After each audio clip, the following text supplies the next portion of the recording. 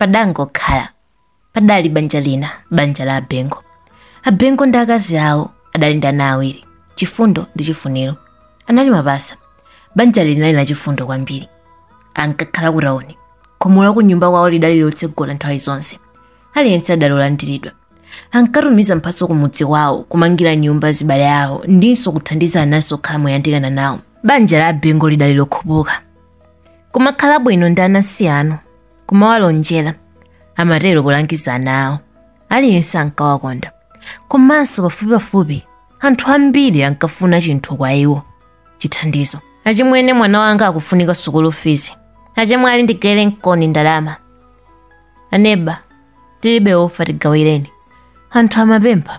Banja la Abengo limapereka. Kupereka ndi kuperekanso. Koma tsiku lina, usiku wina, udatsa. Namondwe. Mundima modzidzimutsa ndi mopanda chifundo. Namondwe adang'amba mzinda onse ngati chilombo choopsa. Nyumba zambiri zidagwa. Miyoyo idayoyoka kutolo. Namondweyo sadasiye banja la Abengo. Pamene adali kugona, adafa. Onse. Ena adakokoloka. Kupatula kwa mmodzi. Mwana wawo mmodzi yekha, Chifundo. Pa nthawi imeneyi, iye adali ali ku sukulu. Adatsalira pamene m'bale wake amanyamuka kumapita ku tchuti. Tsiku limodzi lokha, amafuna chizi ndi bwenzi lake, Rebeka. Atacheza ndi bwenzi lakeli mmawa otsatira, adakwera basi. Ali munjira, adatsegula tsamba la mchezo la Facebook. Atangotsekula, choyambira chomwe adaona chidali chithunzi. Mtengo omwe amaudziwa bwino chifukwa adakula akusewera ndi kukwera mu mtengowo. Udali poteropo. Mtengo wokha basi, opanda nyumba. Atasesereka pang'ono, adaona chithunzi china. Adali wanthu. Bambo wake, mayi ake, mchimwene wake, komanso msuweni wake yemwe adangobwera kudzacheza. Atagona poteropo, opanda moyo. Umu ndi mmene adadziwira za imfa ya makolo ake ndi abale ake. Chifundo ataona izi, adakomoka. Basi idayenda. Anthu mu basimo amangoona ngati mnyamatayo adali kugona. Pamene amatsitsimuka nkuti basi itafika kale mu mzinda wa kwawo. Adatsika mu basimo. Kuti akafike kwawo amayenera kukweranso basi ina, koma Chifundo adayenda. Mutu wake sumagwira. Koma mwachisomo adakafika kudera la kwawo. Adafikira pabwalo lomwe padali anthu ambiri. Padalinso mabokosi ochuluka zedi. Anthu ena adakasakasaka azibale awo. Ena adawapeza ndipo ena adali ndi chiyembekezo chabe. Chifundo adasendera pafupi ndipo adawapeza abale ake. Inde adalaona kale nkhope zawo pa tsamba la mchezo komabe adasweka mtima.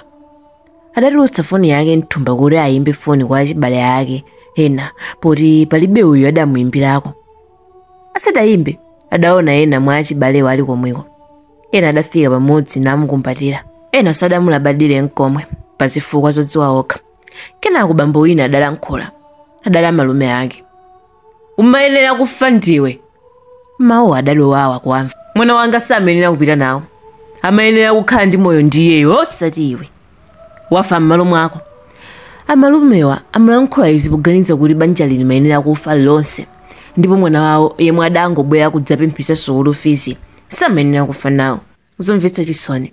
Adanyamula matupi a abale awo napita nawo kumudzi kuti akayikidwe m'manda. Sudali mwambo wautali ayi. Makolo pamodzi ndi ana adayikidwa m'manda. Atayikidwa, khalidwe lawo linene lidayamba kuoneka tsopano. Khalidwe la achibale ndi anzawo makolo ake. Ngakhala anzake a Chifundo omwe. Pa tsiku loyika maliro lomwe, wina adaba foni ya Chifundo. Adalibe njira iliyonse yolumikizana ndi ena ayi. Ichi chidali chiyambi chabe. Palibe amene amafuna kuti Chifundo adzigona m'nyumba mwake. Ngakhale nyumba imwe makolo ake adamanga kumudzi idalandidwa. Azimalume ake ndiwo adalanda. Mwana wanga adafa m'malo mwako.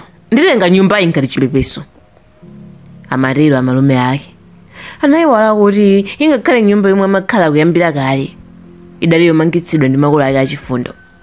Chifundo adapita kwa achemwali awo amayi ake kuti mwina kumeneko akapeza kumalo okhala, koma nawonso adamupirikitsa. Pamapeto pake Chifundo amagona mukhola la mbuzi za makolo ake, zomwenso zidagawanidwa maliro atangoyikidwa. Mwina akanati wabwerera ku sukulu ndi bwenzi atapezako pothawira, poti makolo ake amalipirira atufizi kwa chaka chonse. Izi ndi zomwe amaganiza Chifundo, koma adalibe transport yopitira ku sukuluko.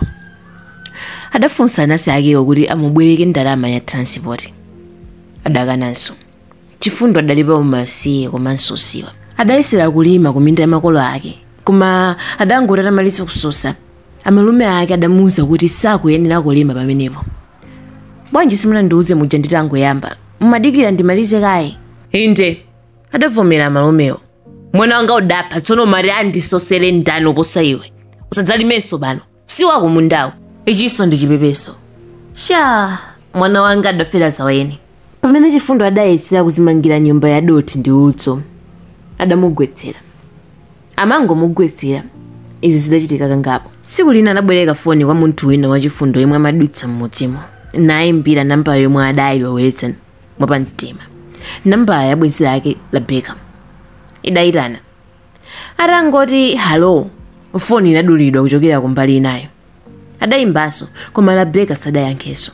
Adamutumizira uthenga womudziwitsa kuti ndiyeyo Chifundo yemwe amamuyimbira, koma sadayankhebe. Yesaninso kuyimba kachikena, adalangiza mwini foniyo. Atayimbanso, foni imangoti nambalayo ili yotanganidwa. Kwa miyezi 3 Chifundo adali akuvala zovala zimodzimodzi. Tisheti yake yakuda ndi bulukonso lakuda. Zovala zake izi zidali zonikika. Tsitsi lake lidali losapesa. Zakudya anayamba kupemphetsa. Amavutika kwambiri. Anthu atayamba kumumana zakudya, adayamba kutoleza mikuti. Wamisala! Wamisala! Ana adayamba kumuyimba. Koma kodi adalidwa misala? Kapena misala idali tayamba? Ili idali funso lomwe Chifundo amakhala nalo. Kumudziwa kudamuonetsa nkhwidzi za wanthu. Isamafunanso atakhalako. Tsiku lina adayamba kuyenda wapansi, ulendo opita ku tauni. Amafuna apite kwa nzawo abambo ake, mwina nkukapezako thandizo. Adayenda. Mapazi adatopa, komanso adali ndi njala. Adafika kudera lomwe ankakhala, pomwe padali nyumba yawo, padali mtsinje tsopano. Zokhudza. Kenako adanyamuka kupita kudera lomwe kumakhala nzawo abambo ake. Ali munjira, adamuona bwenzi lake Rebecca. Sadamuzindikira ayi, poti Chifundo amaoneka ngati wamisala tsopano. Pachilungamo Chifundo adali wokhumudwa chabe. Muchizungu tikhonza kunena kuti anali mu depression. Chifundo adamuyitana bwenzi lakeyo. Rebecca! Rebecca adadzidzimuka nakuwa. Wamisala, nditalikire! Nayamba kuthawa. Ndine Chifundo. Rebecca adamva izi adalavula. Adamulavulira Chifundo. Kenako adapitiriza kuthawa. Anthu akumalavula akandiona tsopano. Ana amathawa, ena amandiyimba. Adatsilankhulira Chifundo. Kenako anzawo abambo ake aja, amene ankakonda kuwayitana kuti ankolo, adatulukira. Chifundo sadafike ku nyumba kwawo ayi. Adakumana nawo pa msewu pomwe adakumana ndi Rebecca paja.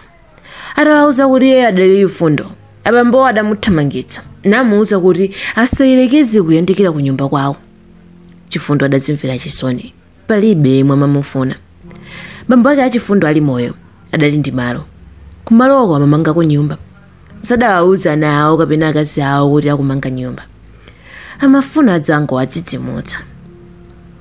Adzawapange surprise. Nyumbayo idatha ndithu, koma asadadziwitse banja lawo mavuto adawagwera. Anzawo bambo Nkhalamu ndi omwe amadziwa. Ndipo adayipyangira nyumbayi. Sadafune kuti wina aliyense adziwe kuti nyumbayi idali ya Abengo. Kotero adamuthamangitsa Chifundo kuopa kuti tsiku lina ankadzamve kwa anthu ena. Makamaka anthu amene amamanga nyumbayi kuti nyumbayo idali ya bambo ake. Atachoka kumeneko adamuthamangitsa. Chifundo adayamba kumangodziyendera mtauni tsopano. Adabalalika. Amadya zakudya zakudzala, kugona konse kwa ulalo. Tsiku lina nzeru zidamubwereramo mmoto. Adakumbukira kuti adali ndi nzake wina amene ankagwirizana naye kwambiri, Madalitso. Ndipo adaganiza zopita kwawo. Koma akuti azoloka msewu, galimoto idamuwomba. Anthu adasonkhana kumuzungulira. Mafoni adatuluka kujambula ngoziyo. Makanema zithunzi. zonse zidajambulidwa ndi kuyikidwa pa masamba mchezo. Ndi mmodzi mwa mapasa a Bengo aja adafa pa Namondo aja. Ena adanong'onezana. Anthu samadziwa kuti kodi ndi uti mwa mapasa aja amene adafa pa Namondo.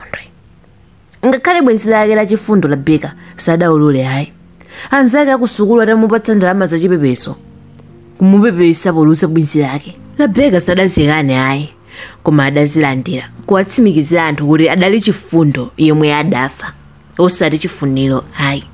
Chonsecho La Beka amadziwa ndithu kuti Chifuniro ndi amene adafa, Chifundo ndi amene adali moyo, chifukwa usiku omwe kudachitika Namondwe adali limodzi. Anthu inu mukungojambula osamuthandiza munthuyo bwanji? Munthu wina yemwe adali kumbuyo kwambiri adakuwa. Posakhalitsa anzawo abambo ake aja, Bambo Nkhalamo adatulukira.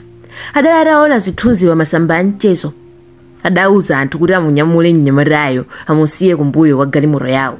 Sadavutikenso ndi kupita naye ku chipatala ayi, poti Chifundo amaoneka kuti zamoyo padalibe. Adachoka pamenepo sadachedwe ayi, adakagula bokosi. Bokosi lokongola looneka bwino namuyikamo Chifundo. Adapita naye kumudzi wawo. Uthenga udali utafika kale kuti mnyamata wa Bengo otsala uja nayenso wafa. Anthu adaphika zakudya zabwino. Adapha ng'ombe, mbuzi ndi nkhuku. Adapangitsanso chibolodi cholembedwa kuti Rest in Peace Chifuniro Bengo, dzina loti silinali lake ayi. Anthu asadadziwe kuti Chifuniro ndiyemwe adayikidwa kale m'manda. Adalibe nazo ntchito ifwa sankamulabadira ayi. Palibe yemwe adaganiza kuti dzina sakulikumbukira bwinobwino, sakudziwa kuti uyu ndi oti. Apite kumanda akaone mtumbira wa mnyamata amene adafayo kuti dzina lake lidali ndani. Palibe adaganiza tero. Kenako Nkhalamo adafika ndi bokosi muli thupi la Chifundo. Anthu adalira. Anthu adatsegula bokosi kuti aone nkhope ya m'bale wawo. M'bale wawo yemwe adalephera kumuthandiza atavutika ali moyo. Koma atatsegula bokosilo anthu adadzidzimuka. Mkatimo Chifundo adali maso chitsegulire, akupuma mobanika. Anthu adakuwa, ena adathawa, koma Chifundo sikuti adali mtembo ayi. Adamuyika m'bokosimo wa moyo. Mwina akadapita naye ku chipatala akadadziwa kuti adangokomoka chabe chifukwa cha ululu wodzakamba kangodzi ija. Ena adamutulutsa Chifundo m'bokosimo namukhazika pansi. Chifundo adamwazamwaza maso ake naona bokosi lomwe adayikidwamo. Kukongola ati utsosonyeza kuti kumaphikidwa ukuoneka. Agalu akudya mafupa, chizindikiro choti padali madyerero pamudzipo. Chifundo adaseka. Anthu adadabwa. Akuseka chiyani? Chifundo amaziseka yekha, kapenanso mwina amawaseka anthuwo. Kenako adati, poti ndafa tsopano, si choncho. Kapena ndinene kuti chifukwa mmayesa ngati ndafa, mwandiyika m'bokosi lokongola la mtengo wapatali. Pamene ndili moyo ndimasuwa malo okhala. Ndili moyo ndimasuwa chakudya, koma pano poti muona ngati ndafa, ndagala omwe akutsekera mafupa. Kenako adamva azimayi ena akulira. Adasekanso. Adawafunsa, mukulira chani? Mukulirira ndani? Koma azimayi adangokhala chete osayankha. Ena amapitiriza abe kulira. Kenako Chifundo adapitiriza ulankhula nati, poti ulendo uno Ambuye andichitira chifundo, chonde ndikadzafa ntheladi musadzalire pamaliro anga. Ndinu nomwe amene mudandibera foni pamaliro pa makolo anga ndi mchimwene wanga. Mudakana kundipatsa ndalama yopitira ku sukulu ngakhale mudali nayo. Mudandiuza kuti ndimayenera kufa. Mudandithamangisa ku nyumba yomwe adasiya makolo anga. Munkandiyang'anira ndi diso la mbali mukandiona. Mumasanga ndikakhumudwa ndi muri sindikuyenera kukhala okondwa. Chimwemwe ndi ndalama sindingathe kugula. Mumarelo, pano ndiye mukulira chani? Mukulirira ndani? Ndithandizeni pang'ono pokha kwina kundizitolera ndekha. Izi ndi zomwe ndinkakupemphani, koma simumandimvera. Mumandinyogodola. Komano ndimati ndipemphe nawo. Pamaliro anga ndikadzafa zenizeni mudzadzilemekeze. Ndati mudzadzilemekeze ndipo mudzadzipatse ulemu. Dzasungeni misonzi yanu osadzalira ayi. Musadzakongoletse mtembo wanga. Mudzandiyike mmene ndilili. Wamasiye opanda abale, okanidwa ndi azinzake, mudzandiyike mmene ndilili. Kenako Chifundo adayang'ana mbali imwe kudakhala anza abambo ake aja ndi anthu ena omwe adabwera nawo. Nati, mudandiwala makolo anga atangochoka. Pano mwangomva zoti ndamwalira mwathamangira kuno. Munali kuti pamene ndinkuvutika? Munali kuti kodi? Inu mukudya mapitsa ine ndikusowa chakudya. Ine ndikulira munali kuti abale? Panalibe ndipukuta misonzi. Mtundu wanga onse onandida. Ndiye musadzaoneke chonde pamaliro anga. Mzimu wanga udzakwiya. Chonde musadzandiyike muchibokosi chodulachi. Mutandivaka masuri kundidzoka mafuta thupi langa. Chonde usadzapanga zimenezo. Munkandiyang'anira kumbali ndili moyo. Ndiye chonde musadzaone nkhope yanga. Chonde musadzalire pamaliro panga. Mzimu wanga udzautsa mumtendere ndikadzapita mmene ndilere. Dzina langa ndine Chifundo Bengo, osati Chifuniro Bengo ayi. Chifukwa choti simumalabadira za ine ndi m'bale wanga, mpaka inuyo simutha kusiyanitsa pakati pa ine ndi iyeyo. Ndiye chonde puputani misonzi yanu yabodzayo. Kenako adayimirira movutikira momwemo. Apa pamene adamuona nzake amene adamukumbukira uja. Nzake adali akuchokera ku sukulu ku dziko lina. Ndipo ili linali tsiku lomwe adafika kuchokera ku dzikolo. Choyambira chomwe adamva atangofika idali imfa ya m'bale wake wa nzake, osadziwa kuti adali nzake. Pa nthawi iyi misonzi yachimwemwe idali kutsika m'masaya mwake. Chifundo atamuona nzakeyo adamupatsa mkono wake kumusonyeza kuti amuthandize kuyimirira. Chifundo amadziwa kuti ndi nzake yekhayo amene adali weniweni pa gulolo. Nzakeyo kunjaku adapitirako sukulu, ndipo popezeka kumudzi pa tsiku limenelo sikumatanthauza kuti adali atamaliza maphunziro ake ayi, koma kudziona m'bale wake wa Chifundo popeza amaona ngati iye Chifundo ndi amene adatsogola osati m'bale wake. Chimwe cha nzakeyi pa tsikulo sikuti amakondwera kuti bola yemwe adafa adali Chifuniro osati Chifundo ayi, koma kuti bola mmodzi mwa iwo ali moyo, nzake kapena ayi. Kenako anyamatawo adayamba kuyenda kupita ku galimoto komwe nzakeyo adabwera nayo. Chinthu china, pobwera kumudziko Madalitso nzake wa Chifundoyi adabwera pamodzi ndi mchemwali wake Alinafe komanso Labeka. Alinafe atamva zomwe zidachitika adaonetsa nkhope yokhumudwa ndi yamkwiyo kwambiri. Iye adakwiya kwambiri ndi Labeka popeza adasankha kulandira ndalama zachipepeso pa nthawi yomwe anthu ankaganiza kuti Chifundo yemwe pa nthawi adali bwenzi lake wamwalira. Alinafe adati kwa Labeka, upeze njira yochokera kuno, sindingakwere galimoto limodzi ndi munthu ngati iwe. Pa nthawi iyo Labeka adali akulira. Pamene Madalitso amapita ku galimoto ija, Chifundo adayima kaye nachewuka nati, sikuti sindikudziwa kuti bambo anga adasiya nyumba ndi katundu wina ku tauni. Adayang'ana anzawo bambo ake aja nati, bambo Chinkhamu, limbikirani kuti mupange chuma chanu mudzatsikira ana anu osati kupsyangira chuma cha masiye ayi. Anapitiriza kulankhula nati, amalume komanso nonse amene mukunamizira kulira pano, kuyambira pa tsiku lomwe mayi bambo ndi Chifuniro adalowa m'manda, inu ndine chibale chidatha. Mukandiona ndikubwera kuno sikuti ndizidzabwerera ino ayi, koma kudzaona makolo anga ndi mchimwene wanga. Chifundo, Madalitso ndi Alinafe adakwera galimoto nanyamuka nkumapita ku chipatala. Atachoka ku chipatala, Chifundo adayamba kukhala kwa Alinafe. Makolo ake Alinafe adamulandira bwino Chifundo ndipo amakhala naye bwino kuposa anthu omwe ankaganiza kuti ndi abale ake. Ngakhale pamene Madalitso adabwerera ku sukulu khalidwe lawo silidasintha ayi. Ndikadakhala kuti ndinkakudziwa kuyambira kale bwezi takautenga kalekale kumudzi kwanu, pepa kuti wakhala kudutsa mu nyengo yowawa, adatero amayi ake Alinafe. Amama nzakale zimenezo osadzayankhulanso, zakale zapita zatsala zatsopano. Alinafe adali chimwirulire pomwe amalankhula mawuwa, adali wokondwa poti wapeza mchemwene wina tsopano. Chifundo atayamba kupeza bwino adabwereranso ku sukulu, osati ku sukulu yake yakale ija ayi, adamupezera malo ku sukulu yakonja komwe ankaphunzira Madalitso. Kaphuleni mbatata.